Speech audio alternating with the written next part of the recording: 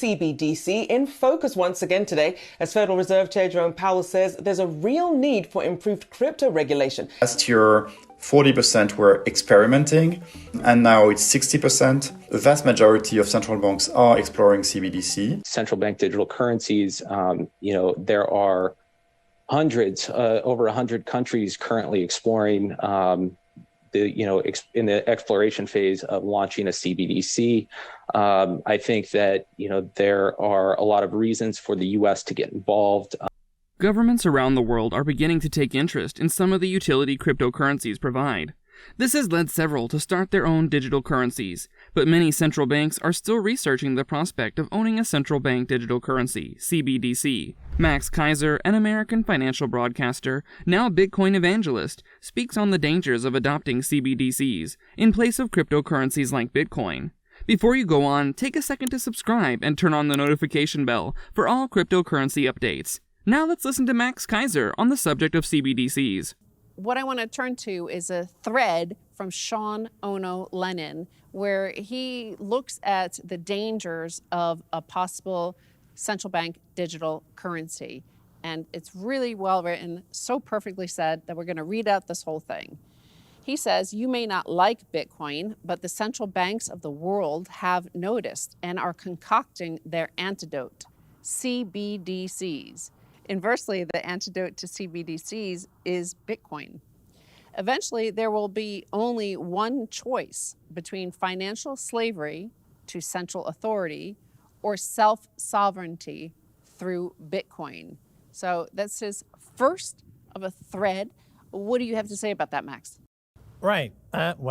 He's right. The CBDC, the central bank digital currency, is a response to Bitcoin. Bitcoin changed money forever.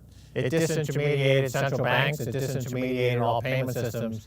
And their response is to double down on their surveillance technology, to double down on all the worst features of fiat money by making them even worse. And so this is the beginning of a fight. It's a fight between the old guard, the old regime of fiat money and CBDC versus Bitcoin, which is perfect money. John Lennon is right, and that you have the attempt by the state and others, the corpocracy, the fusion of state and government, or fascism, which is what a CBDC is. It's fascism on the blockchain, to survey every moment of your life and put it into a huge database and to control you accordingly with social credit scores. If they don't like what you're watching, if they don't like what you're shopping, if they don't like how you're voting, your money will suddenly disappear because you have no control. So it's a total loss of freedom. First, let's define what a CBDC is. According to Investopedia, central bank digital currencies are digital tokens similar to cryptocurrency issued by a central bank. They are pegged to the value of that country's fiat currency.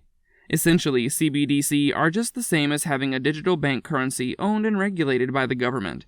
It's more similar to already existing mobile or online money transfer services than it is to cryptocurrencies. The Bank of England had published on their website debunking that CBDCs are the same as cryptocurrencies. They are owned by the government and do not run on decentralized networks. Because of this ownership, Max Keiser does not think CBDCs can be trusted. Mr. Keiser echoes the same mistrust of Sean Lennon, who thinks there's a plot to digitalize the dollar so that governments can have full control over people's resources. Historically, people have a deep-seated mistrust for the government, and the government has been caught several times meddling in the privacy of citizens. Therefore, not trusting the government on creating a digital currency that affords users freedom may be a reasonable fear. Are CBDCs just a copycat of cryptocurrencies? And is there a conspiracy to lure people away from cryptocurrencies using CBDCs as a pretend alternative? Some financial experts, like Mikkel Morch, executive director of ARC36, a digital asset hedge fund management, think central bank digital currencies are in no way a threat to cryptocurrencies because their function is very limited. People don't buy Bitcoin because of convenience. People use Bitcoin for a lot of other reasons, which CBDC cannot provide the user. On the other hand, Morch thinks CBDCs would be a serious threat to stablecoins. The government may use policies to put stablecoins at disadvantage against the central bank digital currencies. This fear is heightened by the recent push for more cryptocurrency regulations. Justin Amash, who was a former politician in America, was recently warning too about these CBDCs. And he said a digital currency administered by a massive central government is one of the most dangerous developments in history. Finance must be decoupled from the state and decentralized. When the state can turn off your ability to transact with a switch, it controls your whole existence. And so this isn't just theoretical. What Justin Amash was responding to was an actual tweet from the White House. And the White House tweeted this: "A digital dollar may seem far-fetched," they wrote, "but it is not beyond the realm of possibility." Today, the Biden-Harris administration published policy objectives and a technical analysis for a potential U.S. central bank digital currency. Well, that's why I've always said that Bitcoin is the nonviolent form of the guillotine.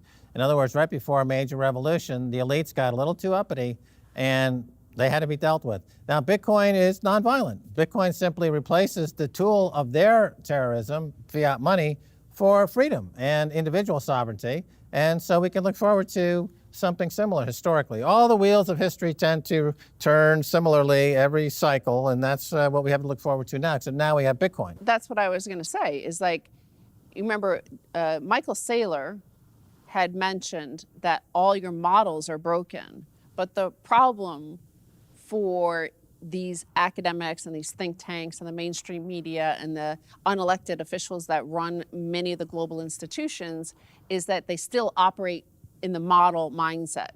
Perhaps a case study we can learn from is the case of Nigeria.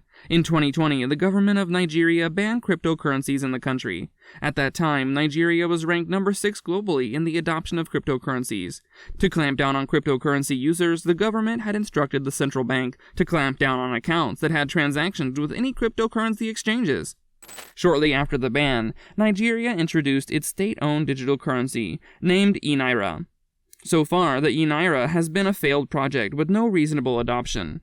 A former director of Lagos Chamber of Commerce and Industry, Mr. Muda Yusuf, said the initial rush to download the e-Naira app was because people were curious to see what it was and very quickly lost interest.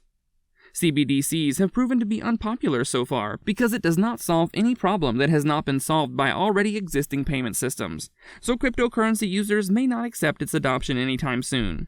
Both the government and CBDC critics agree on one thing, though. CBDCs are not cryptocurrencies. If you enjoyed this video, subscribe to the channel for more, and don't leave without smashing the like button. Thank you!